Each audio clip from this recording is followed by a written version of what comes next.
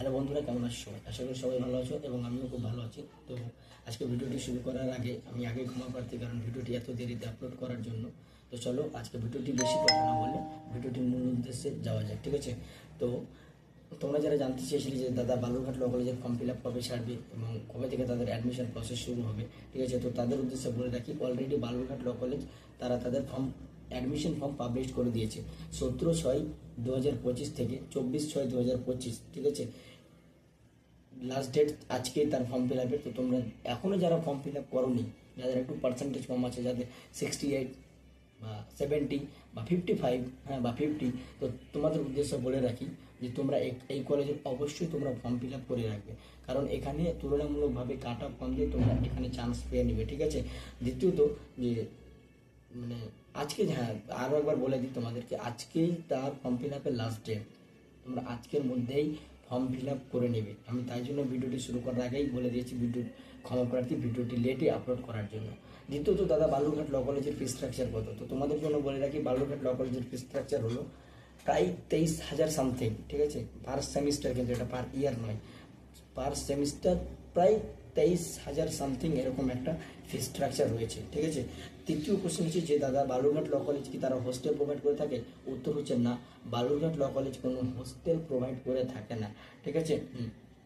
তৃতীয়ত বলছি যে বালুরঘাট ল কলেজের যে ফর্ম ফিল আপের অ্যাডমিশন বা ফর্ম ফিল আপের, হ্যাঁ, যে এলিজিবিলিটি ক্রাইটেরিয়াগুলো রয়েছে সেগুলো কী কী, তো বলে দিই। হ্যাঁ, যে ক্যান্ডিডেটকে অবশ্যই 10+2 অর্থাৎ 12 বা হায়ার সেকেন্ডারি এক্সামিনেশন পাস হতে হবে, সেটা যে কোনো বোর্ড থেকে হোক না কেন।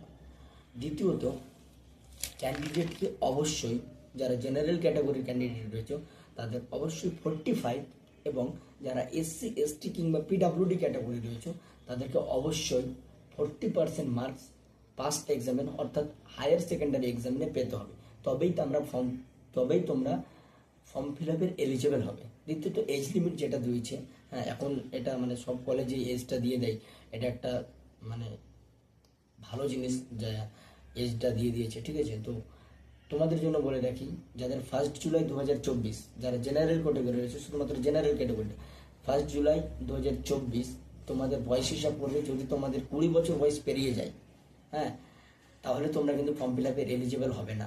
আরও একবার বলে দিই, 1 জুলাই 2024 থেকে হিসাব করে যাদের বয়স 20 বছরের নিচে রয়েছে কিংবা 20 বছর রয়েছে, তবে তোমরা ফর্ম ফিল আপ করতে পারবে। যদি বয়স বেশি হয় কিন্তু তোমরা ফর্ম ফিল আপ করতে পারবে না। এবং যারা SC ST ক্যাটাগরিতে রয়েছে তাদের জন্য বলে রাখি যে তোমরা 1 জুলাই 2024, 1 জুলাই 2024, ঠিক আছে, যারা রয়েছে তাদের যদি 22 বছর ক্রস হয়ে যায় কিন্তু তারা কিন্তু ফর্ম ফিল আপ করতে পারবে না।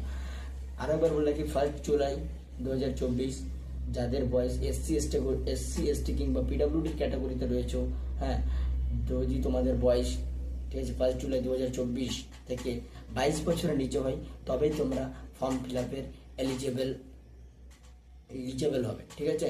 হ্যাঁ, তো আরেকটা সবার পক্ষে আমি আমার একটা বার্তা দিয়ে থাকি, যদি আমার ইউটিউব চ্যানেলে ভিডিও আপলোড করতে দেরি হয়, ঠিক আছে, তোমরা আমার ফেসবুক অ্যাকাউন্ট সুশান্ত মণ্ডল নামে যেটা খোলা আছে কিংবা আমার ফেসবুক পেজ, ঠিক আছে, তোমরা সেখানে চলে যাবে। আজ থেকে আমি সমস্ত কলেজের অ্যাডমিশন রিলেটেড নোটিশ আমি সেখানে পোস্ট করে দেবো এবং সেখান থেকে তোমরা জানতে পারবে। এবং ভিডিওটি আমি একটু দেরিতে, মানে যদি পারি সঙ্গে সঙ্গে পোস্ট করবো, না হলে একটু দেরিতে পোস্ট করবো, কিন্তু তোমরা এটা একটা ধারণা পেয়ে নেবে যে তাদের ফর্ম ফিল আপ ছেড়ে দিয়েছে। তো তোমরা আমাকে অবশ্যই সুশান্ত মণ্ডল ফেসবুক পেজে অবশ্যই মানে ফ্রেন্ড রিকোয়েস্ট কিংবা ফলো পাঠাবে। আর হ্যাঁ, যদি আরও মানে বালুরঘাট কলেজ সম্পর্কে আরও ইনফরমেশন পেতে হয় তাহলে আমাকে অবশ্যই আমার দেওয়া কন্ট্যাক্ট নম্বরে কন্ট্যাক্ট করে নিতে পারো, 8327367303। তো আজকের মতো ভিডিওটি এখানেই থাক, ঠিক আছে?